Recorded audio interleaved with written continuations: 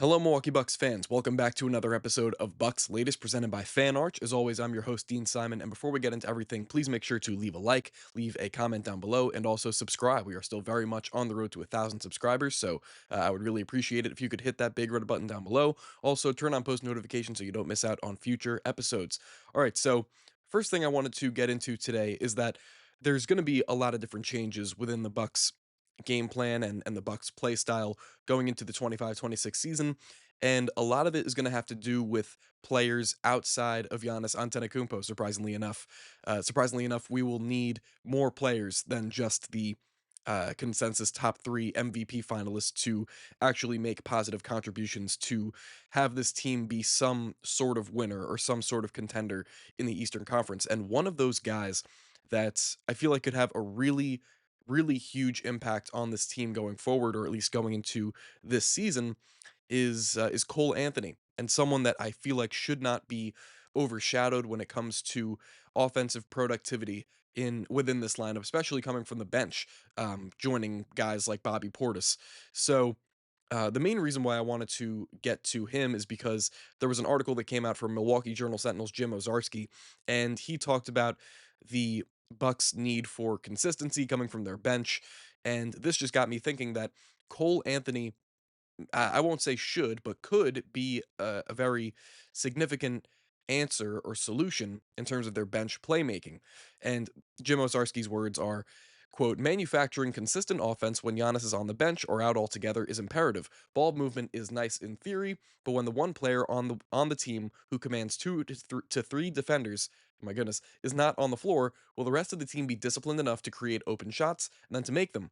So reason why I feel like Cole Anthony could be the answer is that while we historically haven't given Cole Anthony credit as being a great playmaker, I feel like a potential reason for this is just because of it's a product of the team that he was on, and I've said it in previous episodes that we can't really judge Cole Anthony's scoring or playmaking to the fullest scope because he was on these iterations of Orlando Magic teams that were just completely inept in terms of three-point shooting and just overall scoring efficiency. So I feel like we would be looking at Cole Anthony in a little bit different of a light if, or at least in terms of being a passer, if he was on a team on the Orlando Magic, or he had some semblance of three-point shooting around him that would kind of boost up his assist rate or maybe his assist to turnover ratio, things like that would sort of see an uptick. And then maybe we'd come to know Cole Anthony as more of a passer because I feel like he has become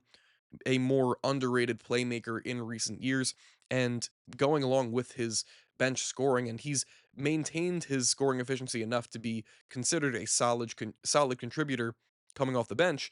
I feel like his passing really also goes into that as well, and it makes him overall a pretty great offensive weapon coming off the bench. So I feel like going to next year with Cole Anthony being surrounded by the most three-point shooting help that he's ever received in his entire career, this is just going to lead to a pretty positive result. He's just going to have more of an opportunity to show us that he really could be a dependable playmaker off the bench. And of course, we're going to see this in practice once the season comes around, and hopefully he can prove me right in this way.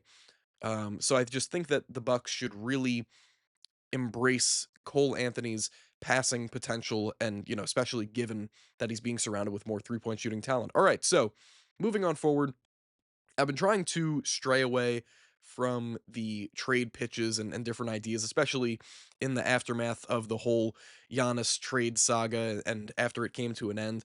And that's why you don't really see many Giannis Antetokounmpo trade pitches, because it's not really relevant. So, have been trying to stay away from it, but I saw this one and it was pretty interesting to me because it struck me as a little bit more realistic than other ones that I've seen. And this one involves the Bucks contacting the Portland Trailblazers now to reacquire Jrue Holiday. And it might seem a little bit backwards or counterproductive to, from once having Drew and of course winning the championship with him, and then having Damian Lillard, and then both of those guys now ending up on the Trailblazers. The thought of going back for Drew again, it may seem a little bit repetitive, but this idea comes from Athlon Sports' Nathaniel Holloway, and he pitched basically the idea of Jrue Holiday for a package of Kyle Kuzma, Ryan Rollins, and draft capital. And the reason why I think this makes sense, at least for the Portland Trailblazers to be doing this, is that getting back Kuzma in a year where the Trailblazers aren't necessarily expected to be a contender in the Western Conference or anything, or maybe they're a play-in contender, but in a year where you can afford to bring in a guy like Kyle Kuzma when you're not really trying to be ultra competitive. To have to bring in a guy like Kuzma to also get in a guy like Ryan Rollins, who has immense defensive potential, shot 40% from three. He's just a very intriguing potential young player for them. To get in Ryan Rollins and draft capital that seemingly makes sense for a team like the Portland Trailblazers, and then just getting off of Jrue Holiday once again. And of course, for the Bucks' perspective, just getting Jrue Holiday back to be that incredible glue guy, perimeter defender piece that he was for the 2021 championship run. That's always going to be an attractive or intriguing prospect, is getting back a guy that's as skilled as Jrue Holiday.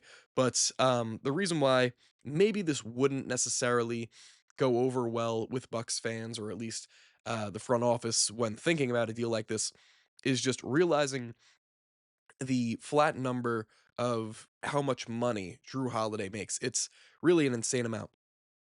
I think he's going to be making upwards of 34 to 37 million dollars a year when it comes to, I believe it's 2027 or 2028, when he can accept a player option for around that range. I know it's upwards of 35 million dollars plus, and you don't want to be paying a guy like Jrue Holiday, who's going to be, at that time, I think he's going to be 37 in 2027.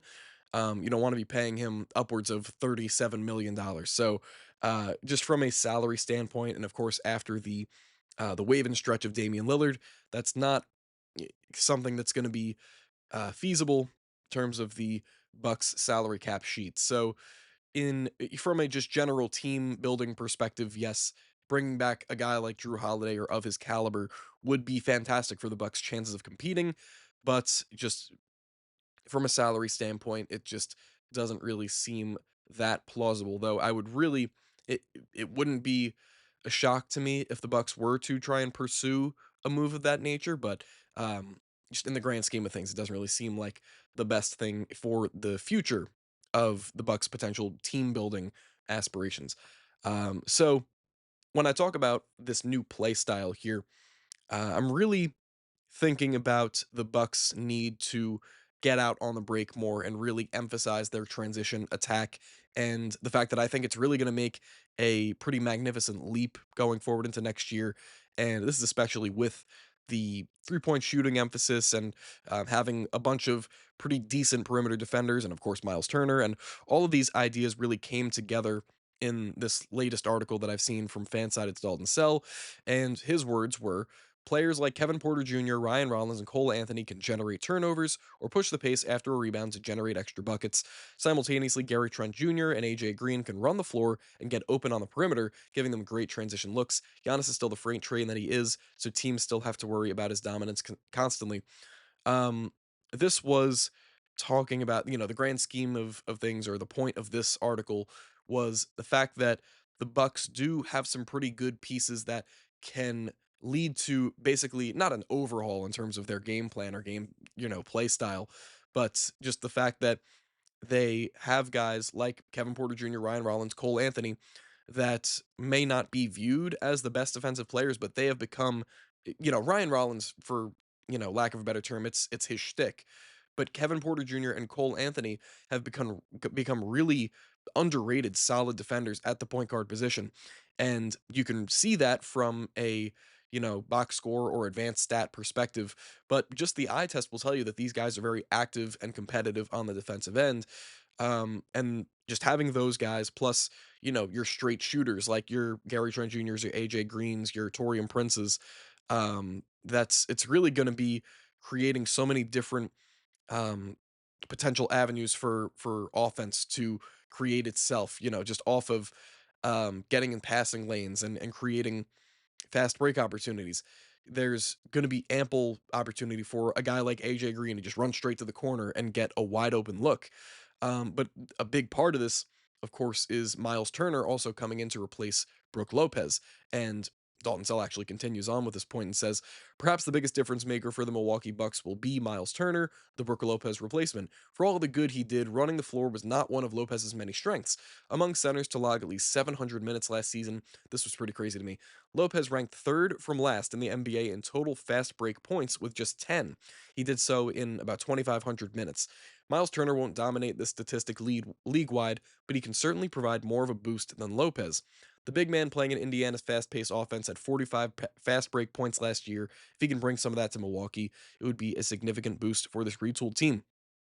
Maybe the most underrated aspect of Miles Turner's game as he will, perform in his debut season with the Bucks is his athleticism and, like it was said, just his ability to get out and run the floor on the break. Something that Brook Lopez could only dream of doing. Maybe he'll get the big block or get the big stop on that end, but he would rarely be a beneficiary of that kind of play on the fast break and scoring the ball himself or just being any sort of impactful in terms of their fast break offense. And that's where Miles Turner can make a really huge difference just because of his mix of both size and agility and athleticism. He is a pretty great and athletic leaper for his size. And he's thrown down many a posterizing dunk over his career, and the highlights will tell you. So, Miles Turner just being a much more athletic force on the break. I feel like that's kind of going under the radar in terms of the Bucks offensive attack this coming year and their potential to be a fantastic transition team. This last thing that I'll talk about here is it's not really a surprising comment, but it's basically that Giannis Antetokounmpo, he said, I guess, in a recent interview that he is more or less he's always expecting some kind of huge trade to go down revolving him, and he knows that he's not necessarily outside of potential guys that can be traded on a whim, and especially after the Luka Doncic deal, anything can happen, and he knows that he could be a victim of it, that he's not, outside of that scope. So his words himself were, "Look, I hope it never happens, but I'm expecting it too. Just because you've given a lot to the team doesn't mean the team won't do what's best for itself. It's not always the same owners, and when I say owners, the team presidents now, they're not the same as when we won the championship. It's someone else." And so he continues from an executive or, the general manager's point of view. If Giannis doesn't work out for me, can't offer me what I need, I'll trade him. And then he goes on to talk about the Luka deal. Sure, if my head were in the clouds, I'd say no way I get traded. I'm Giannis Antetokounmpo. Because I'm not in the clouds and I'm very normal, grounded. I say anything is possible. You never know. When that Doncic trade happened, it wasn't just me who was shocked. Anyone who watches basketball was shocked. And as Giannis said himself, of course he's a very humble guy, but he's, not too humble to the point where he can't say for himself, I am very grounded. I know that this exact same kind of thing can happen to me, and especially not even after the Luka deal, but after the was it the general manager, the new general manager, or the governor of the Denver Nuggets saying that, well, if worse comes to worse and we're not competitive in the next few years, then we're gonna have to think about trading the Joker. That was a real thing that was said. So it's not like these ideas are just completely taboo and there's no way that these teams can, you know, not dance around the fact that guys even at the top of the top are sometimes available to be traded. And Giannis, especially after the kind of production that, that was put on this past offseason, he doesn't put it past himself that eventually, if again, like he said, if the front office really believes that, we need to move on from Giannis, we need to make this move, the organization will do anything that they need to do that's in their best interests. And Giannis just, he knows that he's like, it's not delusional to think that something like that can happen. So that's, it's just a very honest take and an honest statement from Giannis, though, of course, we realize that. It most likely will never happen. Giannis just means too much to this franchise, too much to the city. So, here's to hoping that Giannis will be a Buck for the rest of his career. But anyways, that'll be it for me today. Thank you very much for tuning into another episode of Bucks Latest presented by Fan Arch. Again, I've been Dean Simon, and make sure before you leave to leave a like, leave a comment down below, and subscribe. Again, still on that road to 1,000 subscribers, so if you could hit that button, I would greatly, greatly appreciate it. All right, I'll see you guys in the next one. Go Bucks.